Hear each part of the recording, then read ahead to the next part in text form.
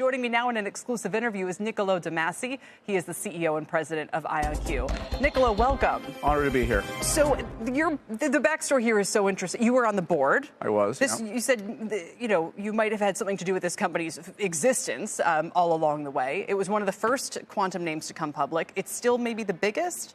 Yeah, absolutely. I mean, look, And now you're the CEO. Well, what happened? How do we get here? Well, I've been following IonQ's technology for about 25 years, ever since I was a physicist at Cambridge University. I had the privilege of being able to sponsor its IPO in 2020. We were the first. We're the best capitalized independent player in the market. I would argue that we remain the 800-pound gorilla of the category, right? Whether you look at revenue, market cap, capitalization, expertise in how far ahead we are in real-world applications. Let me ask you something. What do you do? What is a qubit? I understand on an intellectual level that quantum is going to break crypto and all this stuff, but what today does quantum computing do? I'd love to know.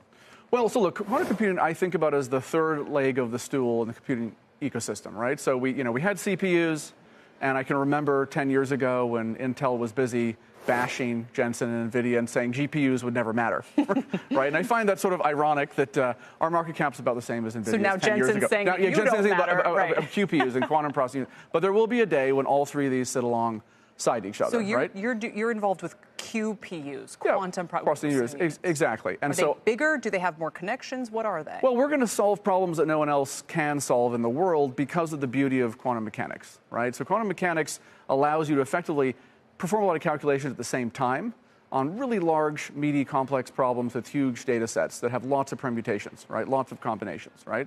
So the examples that you used are some of the things we can do or will be able to do. Right now, IonQ has been a company that I've always loved since IPO because we're focused on winning the technical race and the commercialization race, right? So we're partnering with people like AstraZeneca on computational chemistry and drug design. We're partnering with people like ANSYS on computer-aided engineering.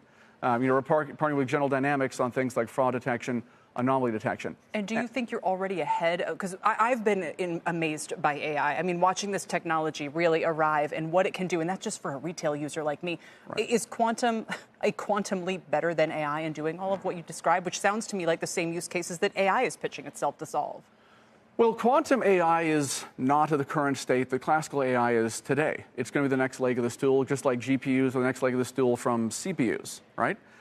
We very much consider ourselves to be a disruptive computing company, and we think that our future is as bright as, NVIDIA was a few years ago, for example. So it's going to be an exciting exponential ride ahead because as we make advances in our computer, we gain exponential computing power. So I'd say the quantum computers move ahead kind of doubly exponentially. It's not Moore's law every 2 years.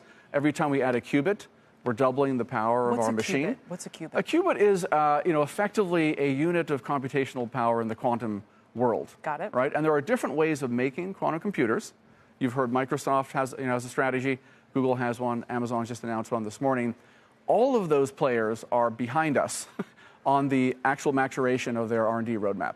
Some of them, I would argue, are a decade behind us, 10, 15 years behind us. I mean, when people talk about a prototype and they've done something once and they have one qubit, we've got dozens of qubits on the way to hundreds of qubits in the next, year or two. And we think it takes about that many to do this useful stuff that we're already driving GAAP revenue around this year, right? We're the only company in the space that has guided to, $85 million of GAAP revenue this year, the midpoint. We're on our way to 9 figures of GAAP revenue next year.